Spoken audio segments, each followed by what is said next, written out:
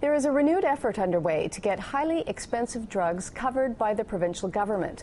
Currently, New Brunswick and Prince Edward Island are the only two provinces that do not have a catastrophic drug program, with devastating consequences for some families. Jasera McNeil joins me now from Halifax. She's with the Multiple Sclerosis Society Atlantic Division. Jasera, good afternoon. Hi, Rachel. Tell me about your campaign.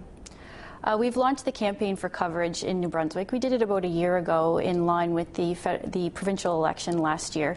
It's a campaign to encourage the government of New Brunswick to implement a catastrophic drug program.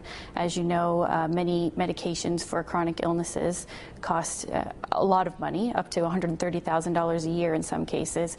And right now there are many people in New Brunswick who are forced to pay that entire cost on their own. And often it leads to them deciding between buying groceries for their family or taking their medication.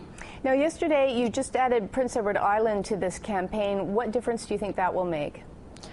It's making a big difference, actually. It's generated quite a bit of interest in New Brunswick as well. New Brunswick and PEI are the only two provinces in Canada that don't have a program like this. It's a major inequity in the country, and we're hoping to change that. Why is New Brunswick a holdout? It's an expensive program, there is no question. Based on just that number alone, over $130,000 a year, it does take a lot of input to make this program happen. But of course, other provinces in Canada have figured out a way to do it, and we're trying to encourage New Brunswick to do the same. And where is the federal government on this? The federal government has often said that there should be a pan-Canadian program so that each Canadian has the same access to coverage. But as you can imagine, that is a major project, and it's something that as of yet hasn't been acted on. And like I said, all other provinces in Canada have figured out a way to do this, so we really feel that New Brunswick and Prince Edward Island need to step up and make it happen. For people who may take their health for granted, can you provide some examples of what families go through? Like, what is an example of a catastrophic drug situation and what it puts families through? Well, with MS in particular, people are diagnosed between the ages of 22 and 40, 15 and 40 in some cases, and those are prime career building and family building times, so they really require their medication to be able to stay at work and to maintain family life, and their drugs cost between $13,000 and $35,000.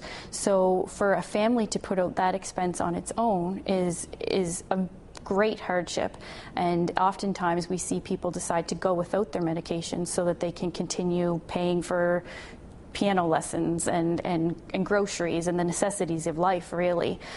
So it has a huge impact on families, and unless those families have private health insurance, which over 1/3 of New Brunswickers do not have, that becomes a major issue for them. Yeah, and cancer drugs is often another example that you'll hear as a catastrophic drug situation. Well, exactly, and cancer drugs are extremely expensive, and oftentimes you're on them for a short period of time. With MS, this is a lifelong disease. There is no cure for MS yet, and those medications, that expense could be there for a lifetime.